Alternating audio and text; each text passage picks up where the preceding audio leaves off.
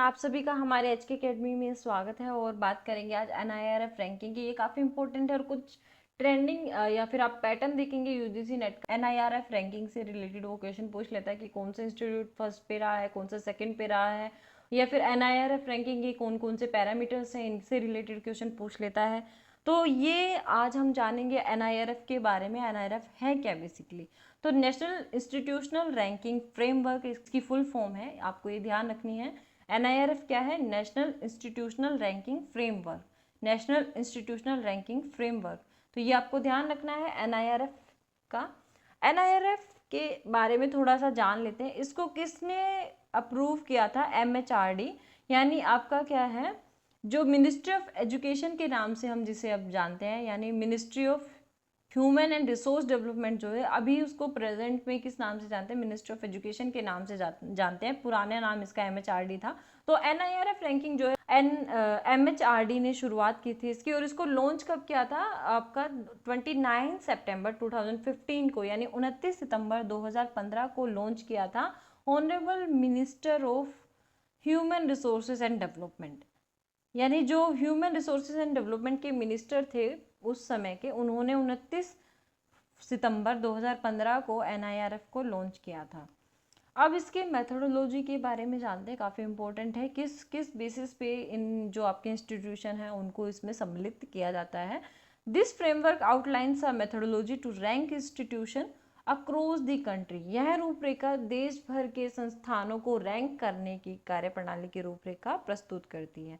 The methodology draws from the overall recommendation board understanding arrived at by a core committee set up by MHRD to identify the broad parameters for making various universities and institution। अब ये जो methodology है ये किस लिए अपनाई गई है? इसमें जितनी भी आपकी जो कोर समिति थी उसने सिफारिश की, यानी अपने व्यापक समझ पर आधारित एक सिफारिश की आपके जो MHRD थे उसमें। तो उसमें क्या था, मेन उद्देश्य क्या था इसका? जो विश्वविद्यालय हैं आपके इंडिया के और जितने भी संस्थान हैं उनके रैंकिंग के लिए मापदंड जो है उनकी पहचान करने के लिए। अब यहाँ पे इंडियन रैंकिंग की बात कर तो सबसे पहले जो एनआईआरएफ रैंकिंग है वो 2016 में दी गई थी, यानी 2015 में 29 सितंबर को एस्टेब्लिश हुआ था, और 2016 में क्या है आपका एनआईआरएफ रैंकिंग फर्स्ट टाइम दिया गया था, ये ध्यान रखना है। और फ्रेमवर्क वर रिलीज्ड ऑन 4 अप्रैल 2016। काफ़ी इंपॉर्टेंट डेट है ये। 4 अप्रैल 2016 को सबसे पहले एनआईआरएफ रैंकिंग दिया गया था।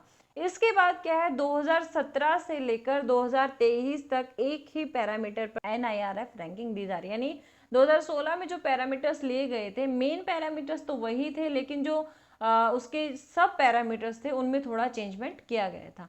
The main ranking parameter remain the same, यानी 2017 की जो रैंकिंग आई एनआईआरएफ की वो सेम थी, लेकिन जो मेन पैरामीटर थे वो सेम थे, लेकिन क्या था, however there are few significant changes in सब पैरामीटर, यानी कुछ जो सब पैरामीटर्स थे उसमें छोटे छोटे चेंजेस किए गए थे।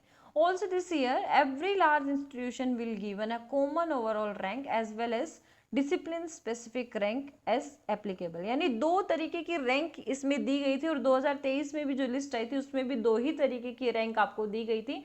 एक कौन सी थी? ओवरऑल रैंक थी, यानी पूरे जितने भी आपके इंडिया के इंस्टीट्यूशन है उनके अंदर आपकी रैंक कितनी है। और दूसरा डिसिप्लिन स्पेसिफिक, यानी आपकी मेडिकल इंस्टीट्यूशन में कौन सी रैंक है, आपकी रिसर्च इंस्टीट्यूशन में कौन सी रैंक है, या फिर आपके जो लो के इंस्टीट्यूशन है उसमें कौन सी रैंक है। तो डिसिप्लिन स्पेसिफिक रैंक दी गई थी, और दूसरा क्या है, ओवरऑल रैंक इसमें दी जाती है। अब यहाँ पे पैरामीटर्स की बात करते हैं कि कौन कौन से पैरामीटर्स इसमें लिए गए हैं। पहला पैरामीटर क्या है आपका? टीचिंग लर्निंग रिसोर्सेज, यानी इसमें जो आपका टीचिंग होगा, लर्निंग होगा और रिसोर्सेज आपके जो संसाधन है उनके बारे में होंगे। और इसमें टोटल कितने मार्क्स दिए जाएंगे? 100 मार्क्स दिए जाएंगे, और वेटेज कितना होगा? 0.30 का वेटेज होगा। ये काफ़ी इंपॉर्टेंट है, ये ध्यान रखना है आपको वेटेज इसका, कि कौन से में कितने हैं। मार्क्स तो सभी में 100 ही है, लेकिन वेटेज इसमें अलग अलग दिए हुए हैं। तो टीचिंग लर्निंग रिसोर्सेज में कितने हैं? 0.30 वेटेज होगा। रिसर्च एंड प्रोफेशनल प्रैक्टिसेस, इसमें कितना वेटेज होगा? 0.30 ही होगा। ग्रेजुएशन आउटकम्स में कितना वेटेज है? 0.20 है। और एंड आउटरीच एंड इंक्लूसिविटी में कितना होगा 0.10 वेटेज होगा, और परसेप्शन में कितना होगा आपका 0.10। यानी क्या है, इसमें आपके 5 पैरामीटर्स हैं मेन, आपको ध्यान रखना है। पहला टीचिंग लर्निंग रिसोर्सेज है, दूसरा रिसर्च एंड प्रोफेशनल प्रैक्टिसेस है, तीसरा ग्रेजुएशन आउटकम्स है, चौथा आउटरीच एंड इंक्लूसिविटी है, पांचवा परसेप्शन है। अब इनके बारे में एक एक के बारे में डिस्कस करते हैं कि कौन कौन से पैरामीटर में सब पैरामीटर्स है। सबसे पहला पैरामीटर है टीचिंग लर्निंग रिसोर्सेज। इसमें 3 है, देखो पहला क्या है टीचिंग, दूसरा क्या है लर्निंग, तीसरा क्या है रिसोर्स। टोटल मार्क्स कितने हैं आपके 100 और वेटेज कितना है इसका 0.30। अब इसमें पहला जो है वो क्या है student strength including doctoral student. अब पहले में क्या देखा जाएगा कि आपके जो विद्यार्थी है उसकी संख्या कितनी है, इसमें किसको भी शामिल किया जाएगा, जो डॉक्टरल स्टूडेंट यानी जो पीएचडी कर रहे हैं उनको भी इसमें शामिल किया जाएगा। और टोटल मार्क्स कितने दिए जाएंगे इसमें 20 मार्क्स इसमें दिए जाएंगे। दूसरा क्या है faculty student ratio with emphasize permanent faculty. अब इसमें क्या है फैकल्टी और स्टूडेंट का रेशियो देखा जाएगा कि कितने % आपके जो फैकल्टीज हैं वो हैं और कितने वहाँ पे स्टूडेंट है। और फैकल्टीज में भी किसको देखा जाएगा, जो परमानेंट फैकल्टी को कितने मार्क्स दिए जाएंगे 30 मार्क्स इस पे दिए जाएंगे। इसके बाद क्या है combined metric for faculty with PhD and experience. अब क्या है कि इसमें दूसरा ये जोड़ा गया है नया, जिसमें देखा जाएगा कंबाइंड मैट्रिक्स में फैकल्टी के पास पीएचडी है या फिर कितने साल का एक्सपीरियंस है, तो इसमें भी आपको कितने मार्क्स मिलेंगे 20 मार्क्स मिलेंगे। फिर है financial resources and their utilisation, यानी आपके पास क्या है वित्तीय संसाधन कैसे हैं और उनका जो यूटिलाइजेशन या फिर उनका जो प्रयोग है वो आप किस तरीके से कर रहे हैं, तो उसके भी आपको कितने मार्क्स मिलेंगे, यहाँ पे 30 मार्क्स मिलेंगे। दूसरा जो अब पैरामीटर है वो क्या है रिसर्च एंड प्रोफेशनल प्रैक्टिस। इसमें आपको वेटेज कितना मिलेगा 0.30 मिलेगा।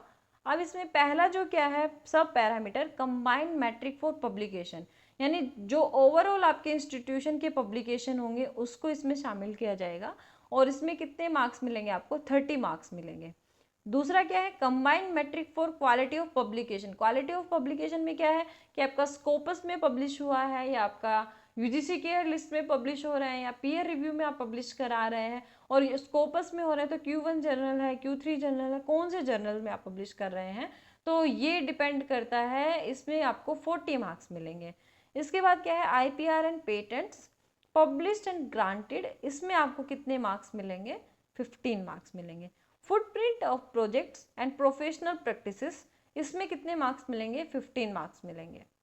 अब क्या है ग्रेजुएशन आउटकम्स 100 मार्क्स इसमें है और वेटेज कितना है 0.20। अब पहला इसमें क्या है combined metric for placement higher studies entrepreneurship, यानी क्या है आपका जो प्लेसमेंट यानी आप कहीं पर लगते हैं तो उसका रेशियो। दूसरा क्या है हायर स्टडीज यानी उच्च शिक्षा में आप कितने लोग गए हैं और एंटरप्रेन्योरशिप से कितने संबंधित है, तो उनका एक कंबाइंड पैरामीटर दिया गया है और इसके कितने मार्क्स आपको मिलेंगे 40 मार्क्स मिलेंगे। फिर है मैट्रिक फॉर यूनिवर्सिटी एग्जामिनेशन, यानी जो आपका यूनिवर्सिटी का एग्जामिनेशन है उसके बेसिस पे आपको कितने मार्क्स मिलेंगे 15 मार्क्स, यानी किस तरीके के आपके वहाँ पे प्रैक्टिसेस है एग्जामिनेशन को लेकर। फिर मीडियन सैलरी पर कितना होगा 20 मार्क्स होंगे। उसके बाद क्या है metric for graduating student admitted into top universities, यानी जितने आपके यहाँ से ग्रेजुएशन करके गए हैं उसमें से कितने जो स्टूडेंट है वो टॉप यूनिवर्सिटीज में गए हैं, तो उसके आपको 15 मार्क्स मिलेंगे। फिर क्या है metric for number of PhD student graduated, आपको 10 मार्क्स मिलेंगे। अगला क्या आउटरीच एंड इंक्लूसिविटी, इसमें आपको वेटेज कितना मिलेगा 0.10। पहला क्या है percentage of student from other state and countries, यानी आपकी यूनिवर्सिटी में दूसरे स्टेट से या कंट्री से कितने स्टूडेंट आ रहे हैं उसके बेसिस पर आपको क्या मिलेंगे 30 मार्क्स मिलेंगे। फिर क्या परसेंटेज ऑफ वुमेन, आपके जो यूनिवर्सिटी है उसमें कितनी महिलाएं पढ़ रही हैं उसके बेसिस पे आपको 25 मार्क्स मिलेंगे। Economically and socially challenge student, आपकी यूनिवर्सिटी में कितने पढ़ रहे हैं इंस्टीट्यूशन में कितने पढ़ रहे हैं उसके बेसिस पे आपको 25 मार्क्स मिलेंगे। यानी इकोनॉमिकली यानी क्या है जिनके पास ज़्यादा पैसा नहीं है, सोशली यानी क्या है आज में जो निचले तबके से आते हैं तो उनके बेसिस पे आपको 25 मार्क्स दिए जाएंगे NIRF रैंकिंग के लिए। फिर क्या है facilities for physically challenge student, अब फिजिकली चैलेंज जो स्टूडेंट है उनको आप कितनी फैसिलिटी दे रहे हो आपके इंस्टीट्यूशन में, उसके बेसिस पे आपको 20 मार्क्स दिए जाएंगे। फिर है परसेप्शन रैंकिंग, इसमें 0.10 वेटेज आपको दिया जाएगा और 100 मार्क्स है। अब इसमें क्या है, peer perception, employers and research investors का जो परसेप्शन लिया जाएगा उसमें आपको 25 मार्क्स मिलेंगे। पीयर परसेप्शन एकेडमिक पीयर्स, इसमें आपको 25 मार्क्स दिए जाएंगे।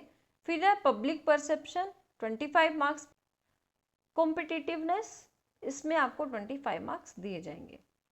अब आता है type of ranking. There are 2 type of rankings, first one is common and second is discipline specific. यह रैंकिंग है उसको 2 भागों में यहाँ पे बांटा गया है। पहला क्या है, कॉमन या फिर सामान्य जो रैंकिंग है, ओवरऑल रैंकिंग इसको बोल सकते हो, या सारे विश्वविद्यालयों की जो एक रैंक निकाली जाती है उसको बोल सकते हो। तो कॉमन रैंकिंग, सामान्य रैंकिंग, और डिसिप्लिन स्पेसिफिक यानी आपके सब्जेक्ट स्पेसिफिक जो रैंकिंग है। अब हम देखते हैं eligibility for common and discipline specific ranking. अब किस किस एलिजिबिलिटी के आधार पर आप कौन सी रैंक में आ सकते हैं, तो इसके बेसिस पे यहाँ पे थोड़ा सा दिया गया है।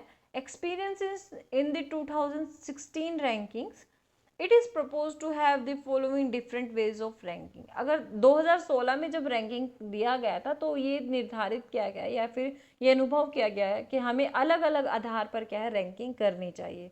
All candidate institutions, independent of their discipline or nature, will be given a common overall rank if they satisfy one of the following criteria। अब जब क्या होता है, सभी उम्मीदवार संस्थानों को उनके अनुशासन या प्रकृति से स्वतंत्र एक सामान्य समग्र रैंक दी जाएगी यदि वे निम्नलिखित मानदंडों को पूरा करते हैं। यानी क्या है, अलग अलग डिसिप्लिन से आके जब आप एक साथ मिलकर रैंक निकालते हो तो उसको क्या कहा जाता है, कॉमन या फिर सामान्य रैंक कहा जाता है या ओवरऑल रैंक कहा जाता है। अब इसके लिए कुछ मानदंड होंगे। सबसे पहला क्या है, they have total of at least 1000 enrolled student. आपके जो इंस्टीट्यूशन है उसमें कितने स्टूडेंट का नामांकन होना चाहिए, 1000 जो स्टूडेंट हैं उनका नामांकन होना चाहिए। और इसको क्या करेंगे, अनुमोदित प्रवेश के आधार पर इसकी गणना की जाएगी। दूसरा क्या है, the institution is a centrally funded institution, university of the government of India. और जो संस्था होगी वो क्या होगी, भारत सरकार का एक केंद्रीय वित्त पोषित संस्थान होगी या विश्वविद्यालय होगा। अब दूसरा इसका क्या जो क्राइटेरिया रखा गया है, institution will also be given a discipline specific rank as relevant. संस्थानों को प्रासंगिक रूप से एक विषय विशिष्ट रैंक दी जाएगी। अब यहाँ पे क्या है, पहले हमने देखा था ओवरऑल रैंकिंग, इसमें 2 ही चीज़ें हैं। एक तो क्या है कि आपके 1000 से ज़्यादा स्टूडेंट होने चाहिए एनरोल्ड, और दूसरा क्या है कि जो आपकी इंस्टीट्यूशन है वो सेंट्रल फंडेड होनी चाहिए, यानी क्या है, सरकार के एक केंद्रीय वित्त पोषित संस्थान आपकी यूनिवर्सिटी होनी चाहिए। अब यहाँ पे डिसिप्लिन स्पेसिफिक रैंकिंग की बात करते हैं तो यहाँ पे क्या है, highly focused institution with a single main discipline. अब जैसे सिंगल मेन डिसिप्लिन की बात हो रही है, जैसे इंजीनियरिंग है, मेडिकल है, लॉ है, मैनेजमेंट है, फार्मेसी है, और UG degree colleges in art, science and commerce, ये सब क्या है अपनी अपनी जो डिसिप्लिन है उसमें माहिर हैं। तो इसके बेसिस पर हम भी क्या करेंगे, अलग इनकी रैंकिंग करेंगे, जिसको क्या कहा जाएगा, डिसिप्लिन स्पेसिफिक रैंकिंग कहा जाएगा। With less than 1000 enrolled student age calculate base and approved intake will be given only a discipline specific rank. अब क्या है, एक ही मुख्य विषय हो जिन इंस्टीट्यूशन का, यानी इंजीनियरिंग ही पढ़ाता हो, जैसे आपका IIT दिल्ली है, जैसे आपका IIT BHU है, तो ये क्या है, इंजीनियरिंग के लिए ही फेमस है। चिकित्सा हो, जैसे आपका एम्स हो गए, जैसे आपके एम्स दिल्ली हो गया, एम्स ऋषिकेश हो गया, IMS हो गए, IMS में जैसे आपका BHU IMS हो गया। इसके बाद कानून हो गए, लॉ हो गए, प्रबंधन, फार्मेसी, कला, विज्ञान और वाणिज्य आदि में UG डिग्री कॉलेज। यानी इसमें क्या हो, कम से कम 1000 छात्र इसमें क्या होने चाहिए, नामांकित होने चाहिए। और उसके आधार पर क्या है, इनको क्या दी जाएगी, एक डिसिप्लिन स्पेसिफिक रैंक दी जाएगी। यानी एक ही सब्जेक्ट में क्या हो, माहिरता हासिल हो, और दूसरा क्या है, उसमें 1000 से कम क्या है छात्र जो है वह नामांकित हो, तो उनको किस में रखा जाएगा, आपका विषय विशिष्ट रैंक में रखा जाएगा। अब यहाँ पर आता है schools of or departments of universities or institutions such as art, architecture, engineering, health and life science, humanities, social science, law, faculty, medical school, management department and pharmacy, etc. will have to register separately and provide additional data in the same common format pertaining to the respective school or departments. अब क्या है कि कोई भी जैसे एक संस्थान है, अभी हमने बात की आपका किसकी, सब्जेक्ट स्पेसिफिक या फिर डिसिप्लिन स्पेसिफिक की। अब डिसिप्लिन में भी क्या है, आपका कोई भी एक यूनिवर्सिटी है, अगर उसमें क्या है अपने अपने इंस्टीट्यूशन है, लॉ फैकल्टी अलग है, सोशल साइंस फैकल्टी अलग है, ह्यूमैनिटीज फैकल्टी अलग है, लाइफ साइंस की अलग है, और वो चाहते हैं कि वो अलग से पंजीकरण करें रैंकिंग के लिए, तो वो ऐसा कर सकते हैं। और उनको जो डाटा आपका डिसिप्लिन स्पेसिफिक में देना पड़ता है वही डाटा यहाँ पर उनको देना पड़ेगा। अब यहाँ पर क्या है, अंडर ग्रेजुएट कोर्सेज के लिए भी जो नामांकन है उनको आमंत्रित किया जाता है। स्नातक शिक्षण संस्थानों को भी भाग लेने के लिए आमंत्रित किया जाता है। उनमें से कुछ को यह आशंका हो सकती है कि वे सामान्य रैंकिंग सूची में शोध संबंधी मापदंडों में अच्छा स्कोर नहीं कर सकते, लेकिन अभी भी स्नातक परिणामों और धारणा जैसे कई अन्य मापदंड में पर उच्च स्कोर कर सकते हैं।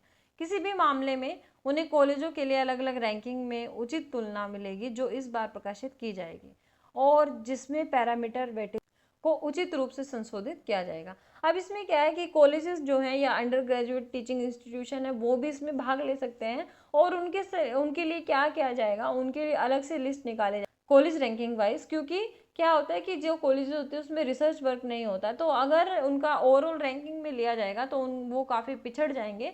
इसलिए वो अदर आपके इंस्टीट्यूशन के इंफ्रास्ट्रक्चर की बात हो गई या टीचिंग फैसिलिटी की बात हो गई या रिसोर्सेज की बात हो गई या फंड और उसको यूटिलाइजेशन की बात होगी, तो हो सकता है कि वो उसमें अच्छा स्कोर करे। तो इसके लिए क्या है, एक अलग से मापदंड निकाला गया है जिसमें कॉलेजेस की रैंकिंग की जाएगी।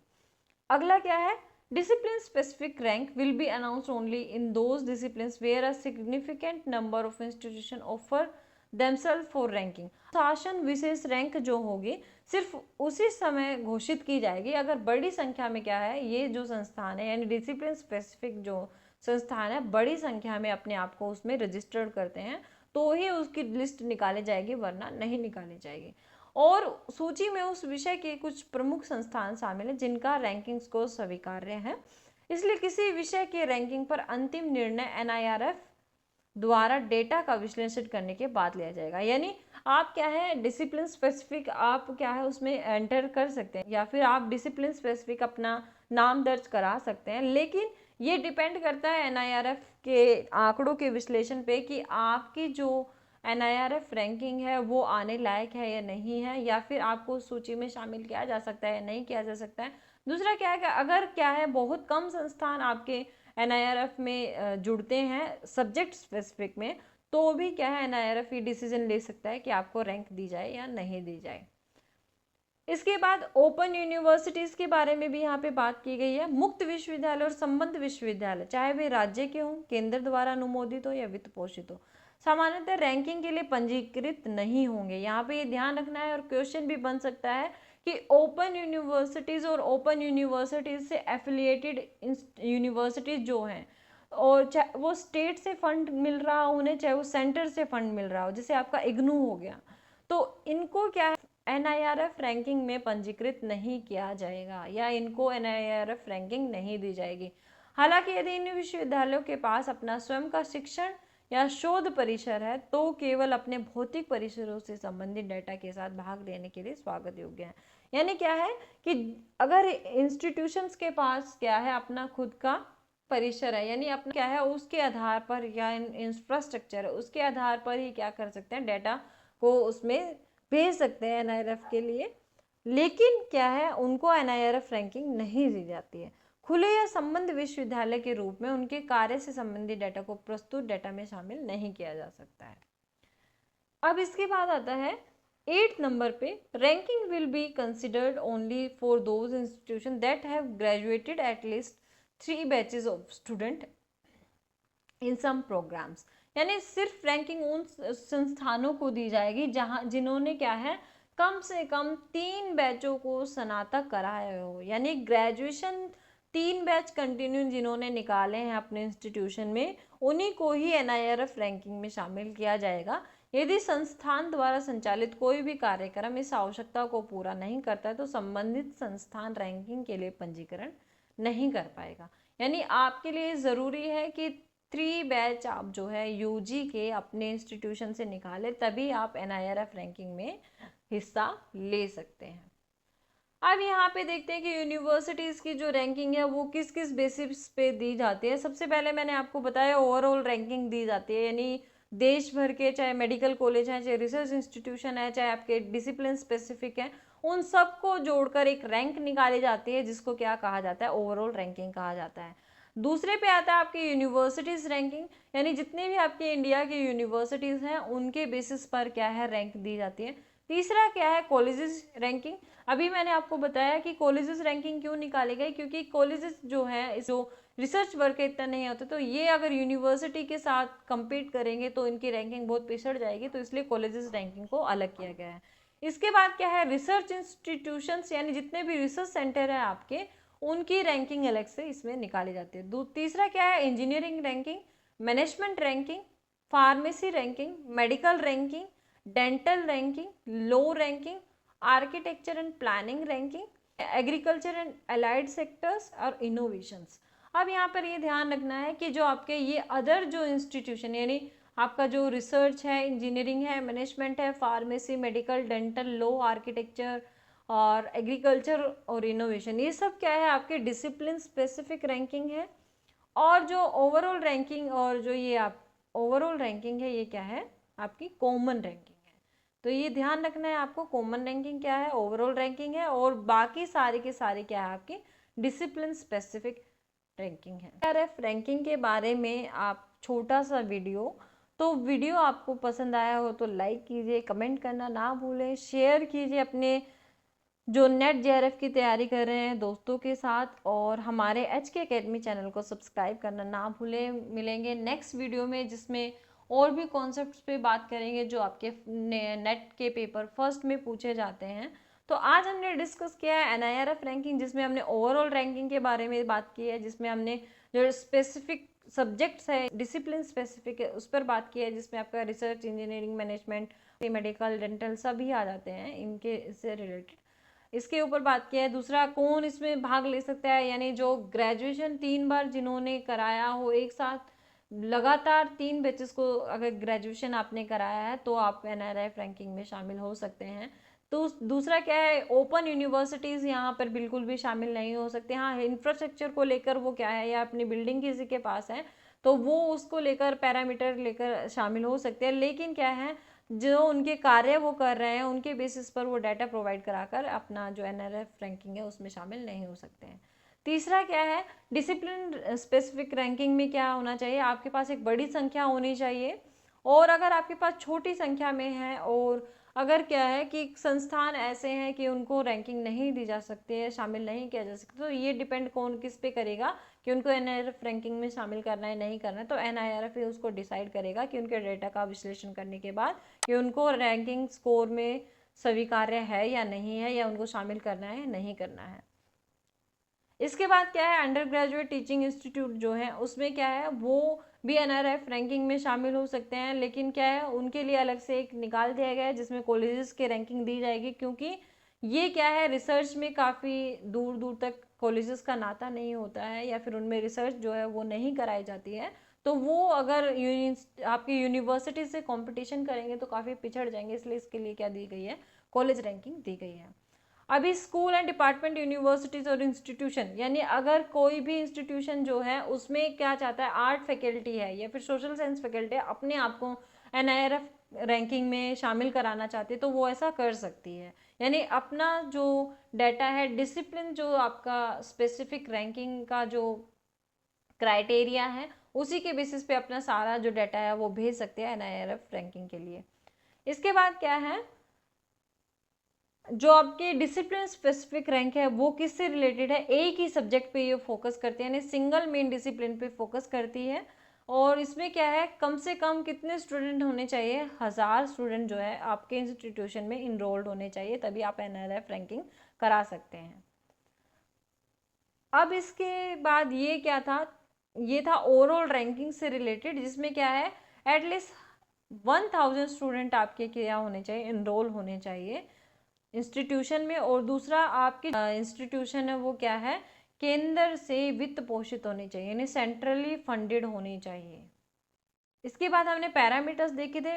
आपके पैरामीटर्स में कौन कौन से पैरामीटर्स हैं, टीचिंग लर्निंग रिसोर्सेज जिसमें 0.3 वेटेज दिया गया है, रिसर्च प्रोफेशनल प्रैक्टिसेस 0.3 वेटेज दिया गया है, ग्रेजुएशन आउटकम जिसमें 0.2 वेटेज दिया गया है, आउटरीच एंड इंक्लूसिविटी जिसमें 0.1 वेटेज दिया गया है, परसेप्शन जिसमें 0.1 वेटेज दिया गया है। तो 5 आपके पैरामीटर मेन है और इसमें सब पैरामीटर्स दिए हैं। आपके टीचिंग लर्निंग रिसोर्सेज में कितना पैरामीटर्स है, 4 सब पैरामीटर्स हैं और ये 100 मार्क्स के काउंट होते हैं।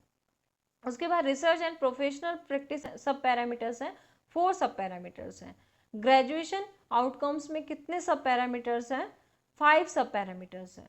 इसके बाद आउटरीच इंक्लूसिविटी में कितने पैरामीटर्स हैं, 4 पैरामीटर्स हैं। परसेप्शन रैंकिंग में कितने पैरामीटर्स हैं आपके, 4 पैरामीटर्स हैं। तो सब पैरामीटर्स कितने हैं आपके, 21 और जो मेन पैरामीटर्स है वो कितने हैं आपके, 5। तो सब पैरामीटर 21 है और मेन पैरामीटर 5 है, तो ये आपको ध्यान रखना है।